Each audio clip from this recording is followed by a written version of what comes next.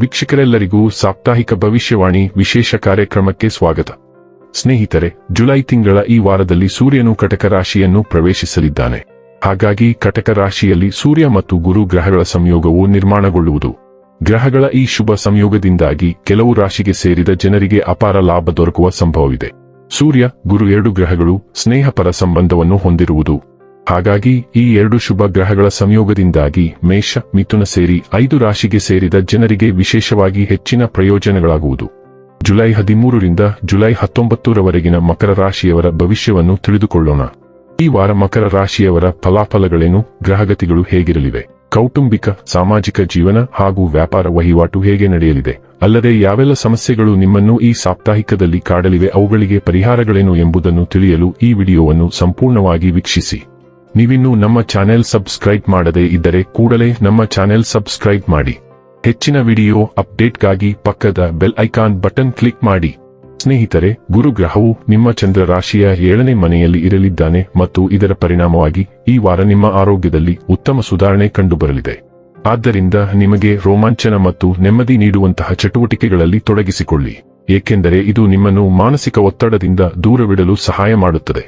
ಶನಿ ದೇವನು ನಿಮ್ಮ ಚಂದ್ರ ರಾಶಿಯ 3ನೇ ಮನೆಯಲ್ಲಿ ಇರುವುದರಿಂದ ಈ ವಾರ ಆರ್ಥಿಕ ಪರಿಸ್ಥಿತಿ ಸುಧಾರಿಸಲಿದೆ.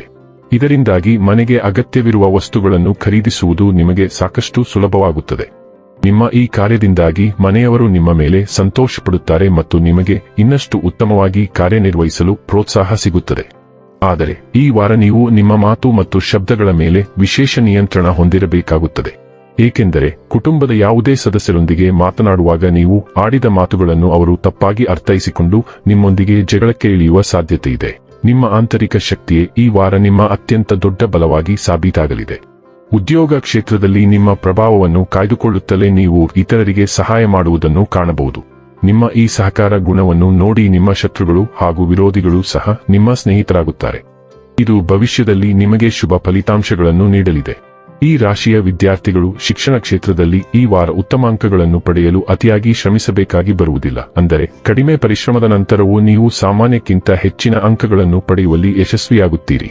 ಮಂಗಳ ಗ್ರಹವು ಮಿಥುನ ರಾಶಿಯ ವಾಯು ರಾಶಿಯ ಮೂಲಕ ಚಲಿಸುತ್ತಿದ್ದು, ಇದು ಸಾಲ, ರೋಗ ಮತ್ತು ಶತ್ರುಗಳ 6ನೇ ಮನೆಯ ಮೇಲೆ ಪರಿಣಾಮ ಬೀರುತ್ತದೆ. ಮಂಗಳ ಗ್ರಹವು 6ನೇ ಮನೆಯಲ್ಲಿರುವುದು ಒಳ್ಳೆಯದು ಮತ್ತು ಸವಾಲಿನದ್ದಾಗಿರುತ್ತದೆ. ಆದ್ದರಿಂದ ನೀವು ತುಂಬಾ ಜಾಗರೂಕರಾಗಿರಬೇಕು. ಕೆಲಸದಲ್ಲಿ ಕೆಲವು ಕಠಿಣ ಕೆಲಸಗಳನ್ನು ಪೂರ್ಣಗೊಳಿಸಲು ನೀವು ತುಂಬಾ ಧಾರ್ಮಿಕವಾಗಿ ಕೆಲಸ ಮಾಡುತ್ತೀರಿ.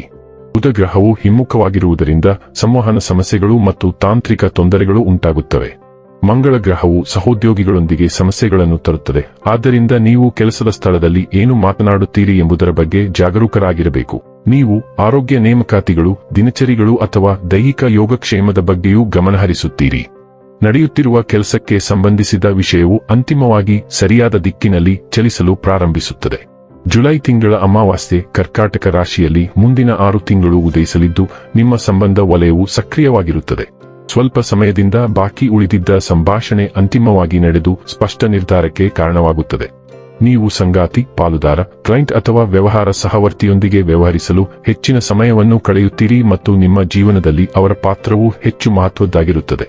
ಸ್ವಲ್ಪ ಸಮಯದ ವಿಳಂಬದ ನಂತರ ಒಪ್ಪಂದ ಅಥವಾ ಬದ್ಧತೆ ಮುಂದುವರಿಯುತ್ತದೆ. ಒಂದು ಸಭೆಯು ಪ್ರಮುಖ ಸಂಬಂಧದ ದಿಕ್ಕನ್ನು ಬದಲಾಯಿಸುತ್ತದೆ. ಏಕ ಮಕರ ಸಂಕ್ರಾಂತಿ, ಸೂರ್ಯ, ಚಂದ್ರ ಮತ್ತು ಉದಯ ಚಿಹ್ನೆಗಳು ಈ ಅಮಾವಾಸ್ಯೆಯ ಪ್ರಭಾವವು ಮುಂದಿನ 6 ತಿಂಗಳವರೆಗೆ ಇರುತ್ತದೆ. ಆದ್ದರಿಂದ ನೀವು ಹೊಸ ಜನರನ್ನು ಭೇಟಿ ಮಾಡಲು ಅನೇಕ ಅವಕಾಶಗಳನ್ನು ಹೊಂದಿರುತ್ತೀರಿ.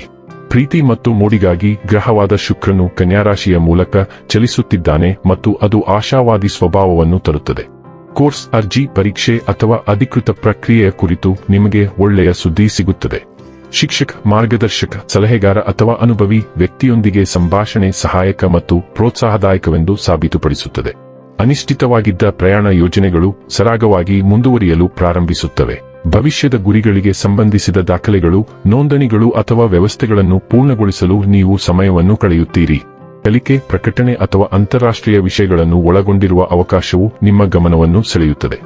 ನೀವು ದೂರದಲ್ಲಿ ವಾಸಿಸುವ ಯಾರೊಂದಿಗಾದರೂ ಮತ್ತೆ ಸಂಪರ್ಕ ಸಾಧಿಸಬಹುದು. ವಿಳಂಬವಾದ ದೀರ್ಘಾವಧಿಯ ಯೋಜನೆಯು ಅಂತಿಮವಾಗಿ ಪ್ರಗತಿಯ ಸ್ಪಷ್ಟ ಚಿಹ್ನೆಗಳನ್ನು ತೋರಿಸುತ್ತದೆ. ಇನ್ನು ಕೊನೆಯದಾಗಿ ಮಾಡಿಕೊಳ್ಳಬೇಕಾದ ಉಪಾಯಗಳ ಕುರಿತು ನೋಡುವುದಾದರೆ, ಸೂರ್ಯನಿಂದ ಶುಭ ಫಲ ಪ್ರಾಪ್ತಿಗಾಗಿ ನಿಮ್ಮ ಕೋಪ ಮತ್ತು ಅಹಂಕಾರವನ್ನು ದೂರವಿರಿಸಿ. ಹೀಗೆ ಮಾಡುವುದರಿಂದ ಸೂರ್ಯನ ಕೃಪೆಗೆ ಪಾತ್ರರಾಗುವಿರಿ. ವೀಕ್ಷಕರೇ, ಇದಾಗಿತ್ತು ಮಕರ ರಾಶಿಯ ಜಾತಕದವರ ಜುಲೈ 13ರಿಂದ ಜುಲೈ 19ರವರೆಗಿನ ಫಲದ ಮಾಹಿತಿ ಇಷ್ಟವಾದರೆ ವಿಡಿಯೋವನ್ನು ಲೈಕ್ ಮತ್ತು ಶೇರ್ ಮಾಡಿ. ಹಾಗೆ ಚಾನೆಲ್ ಸಬ್ಸ್ಕ್ರೈಬ್ ಮಾಡುವುದರ ಜೊತೆಗೆ ನಿರಂತರ ವಿಡಿಯೋ ಅಪ್ಡೇಟ್ಸ್ಗಳಿಗಾಗಿ ಪಕ್ಕದ ಬೆಲ್ ಐಕಾನ್ ಕ್ಲಿಕ್ ಮಾಡಿ.